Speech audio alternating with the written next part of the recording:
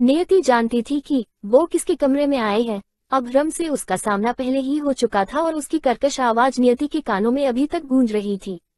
इसलिए वो एक और पल की देरी किए बिना ही वहां से जाने लगी कि तभी सकी नजर बैग पर औंधे मुंह करके लेटे अभ्रम पर गई। उसके जख्मों से बहते खून को देखकर नियति की आंखें बड़ी हो गई और वो खुद को उसके पास जाने से रोक नहीं पाई।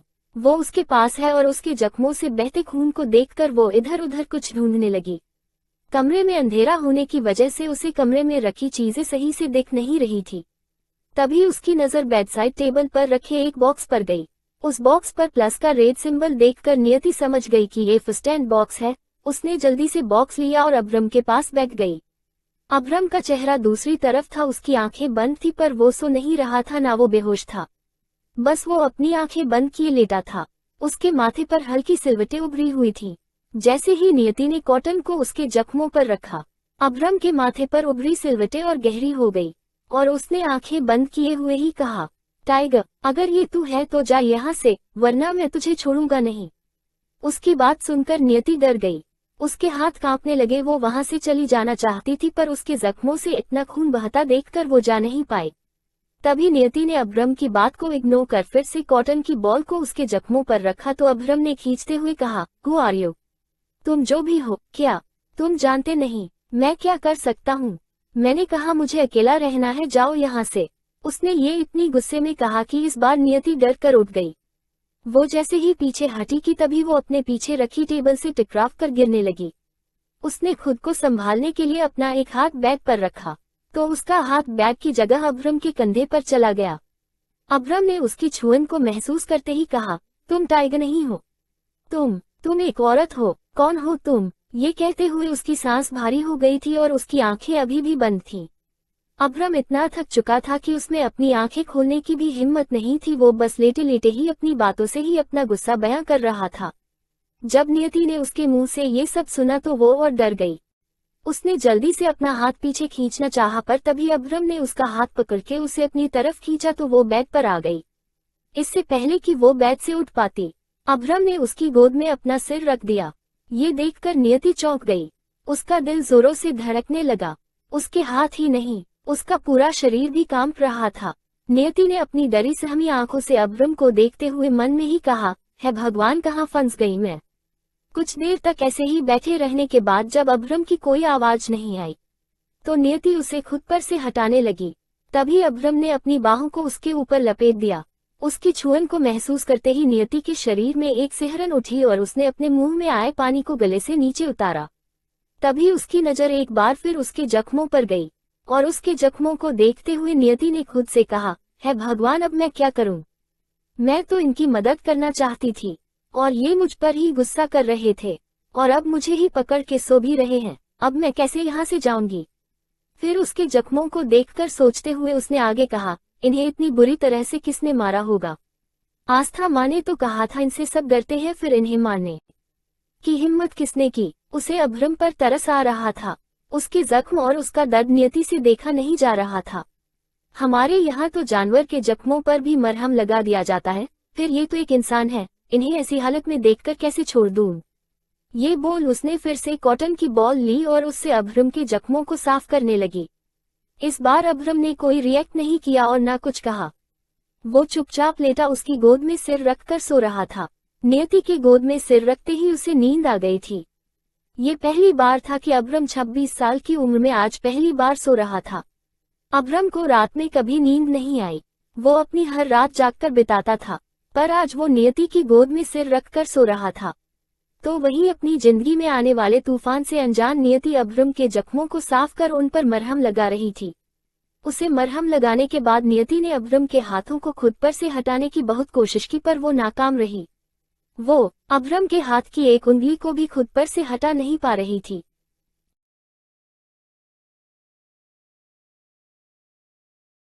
तभी ये देखकर उसने मुंह बनाकर खुद से कहा, ये आदमी है या पत्थर? थक हार कर नियति ने बेड के क्राउन से अपना सिर लगा दिया और थोड़ी देर में उसकी आंखें भी बंद हो गई। अगली सुबह जैसे ही नियति की आंख खुली उसने चौंक कर देखा। अभ्रम अभी भी उसे पकड़े सो रहा था, पर अब गहरी नींद में होने की वजह से उसकी पकड़ थोड़ी गीली हो गई थी। इसका फायदा उठाकर नियति ने उसके हाथ को अपने कमर से हटाया और उसके सिर को बेड पर रखकर उससे दूर हो गई।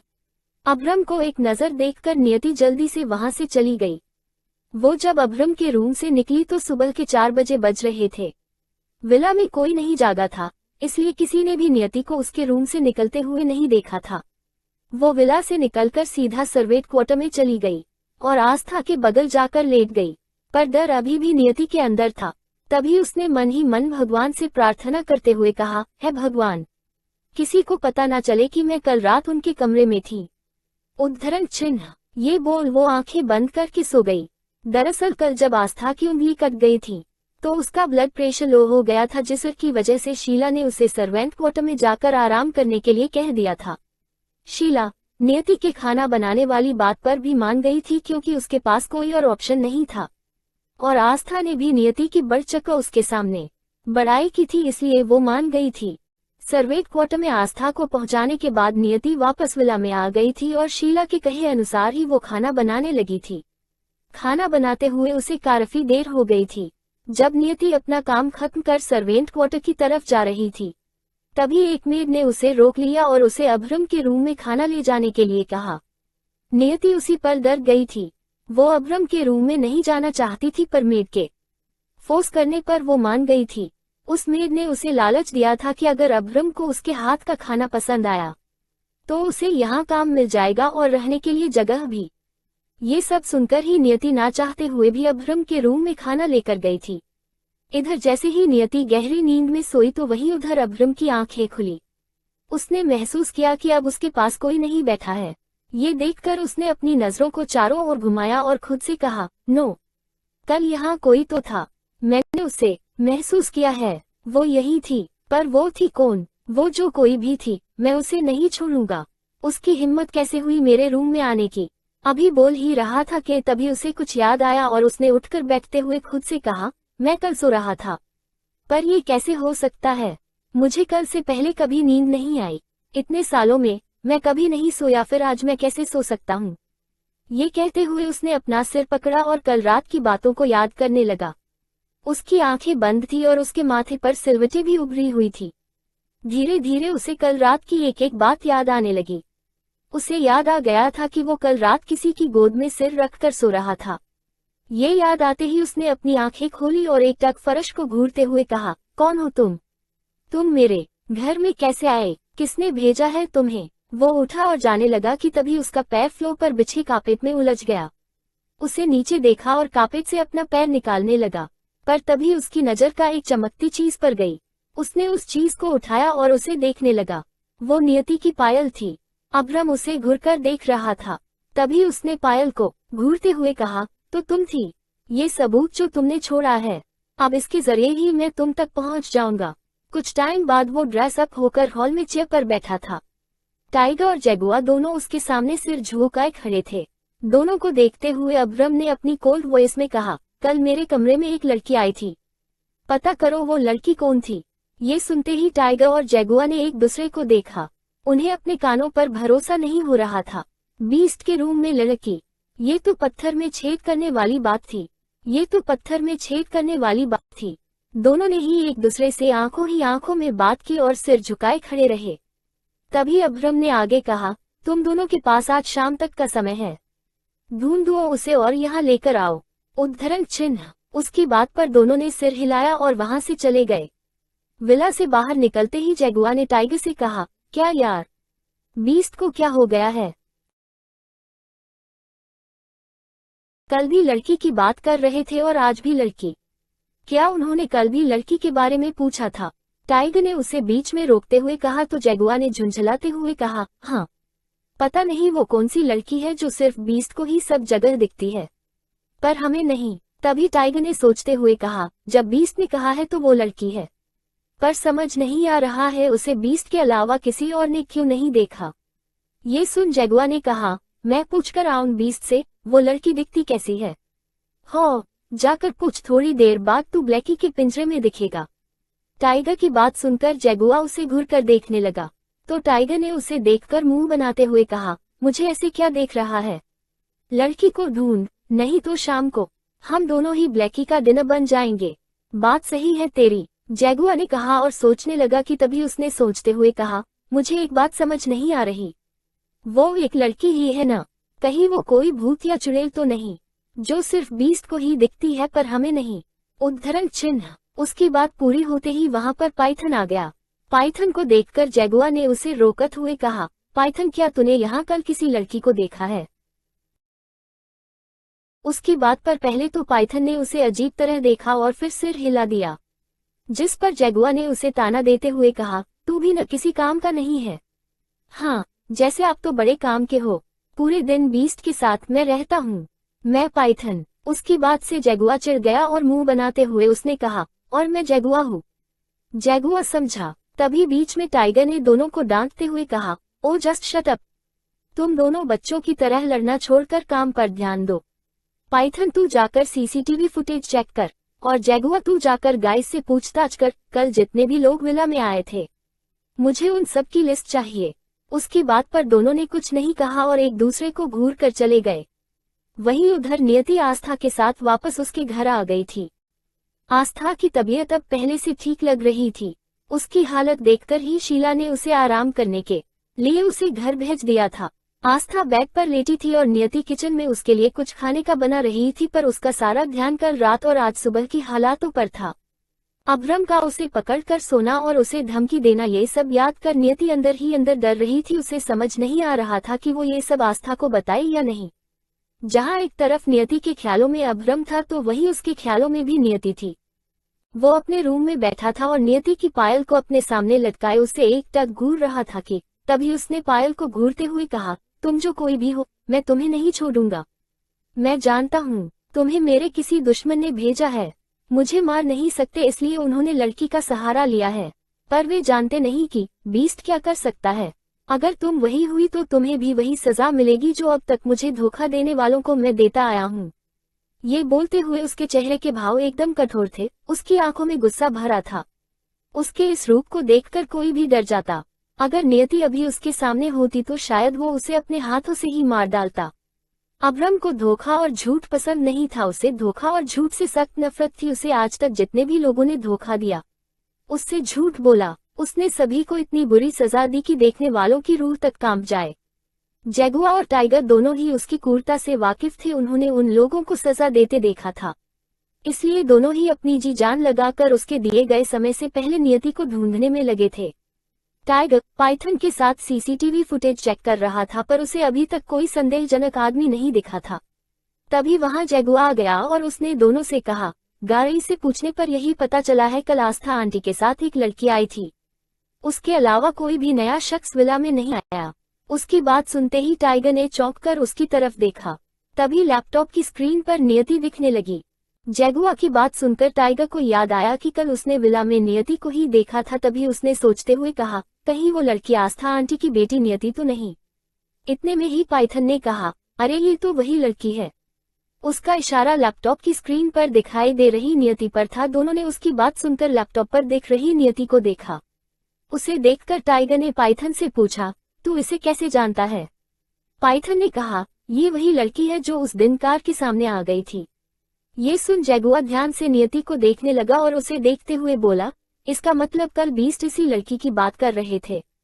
दोनों की बात पर टाइगर बोला, पर इसे तो मैंने बीस्ट के सामने जाने से मना किया था और इसे बीस्ट से छुपकर रहने के लिए कहा था, फिर ये उनके ही कमरे में कैसे चली गई?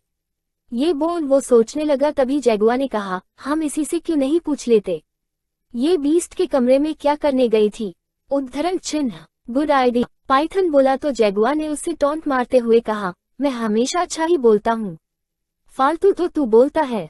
ये बोल वो हंसने लगा। टाइगर ने दोनों को घूर कर देखा और उन्हें डांटते हुए कहा, तुम दोनों चूहे बिल्ली की तरह लड़ना बंद करो और शाम के बारे में सोचो, बस कुछ घंटे बचे हैं। हाँ, तो अब लड़की मिल तो गई है, अब बस उसे यहाँ लेकर आना है। वैसे ये लड़की है कहाँ? दिखने में तो बहुत खूबसूरत है।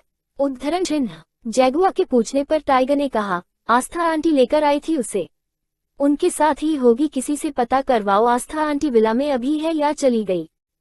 उद्धरण चिन्ह, उसकी बात पर बोल वो जैगुआ को घूरते हुए वहां से चला गया। तो उसने पाइथन को मुंह बनाते हुए देखकर कहा, पता नहीं इसकी क्या प्रॉब्लम है। ये मुझे ही क्यों ऐसे घूरता रहता है। टाइगर बोला, तू फिर शुरू हो गया। अरे नहीं यार, मैं तो ये बोल रहा था, आस्था आंटी की कोई बेटी नहीं है, फिर ये एक दिन में इतनी बड़ी बेटी कहाँ से आ गई। बोलते हुए जगुआ की स्क्रीन पर देख रही नियति को ही कोई देख रहा था, तो वहीं उसकी बात पर टाइगर ने सोचते हुए कहा, ये मैंने पहले क्यों नहीं सोचा, क्योंकि तेरे पास मेरे जितना दिमाग नहीं है ना। ये बोल जगुआ हंसने लगा, तो टाइगर उसे घूरने लगा। दोनों अभी एक दूसरे से आर्ग्यू कर ही रहे थे कि तभी वहां पर पाइथन आ गया।